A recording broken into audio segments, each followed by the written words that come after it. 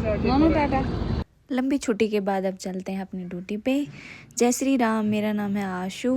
ये है हमारी माता श्री जो हमारे लिए बनानी है गुलगुले। मैं मम्मी को बोल रही हूँ मम्मी बाय। मम्मी बोल रही है ध्यान तो जाइए। मैं कह रही हूँ नहीं, मैं ध्यान से नहीं जाऊँगी। अब मम्मी बोल रही है अपने लिए डाल लो कुछ। मैं भी अपने लिए डाल रही हूँ। ये नोनू भी मम्मी की हेल्प करवा रही है और नोनू आप सबको भी बोल रही है बाय। ये गाड़ी आ गई। गाड़ी में हमने अपना सामान वामान रख लिया था। चलो चलते हैं गाइज। रास्ते में मुझे दिख गया था गन्ने का जूस, मैंने वो पिया। अब मैंने थोड़ा खाने का भी सामान लिया। यहाँ हम अपना सामान भूल गए थे, दोबारा से घर आए हैं।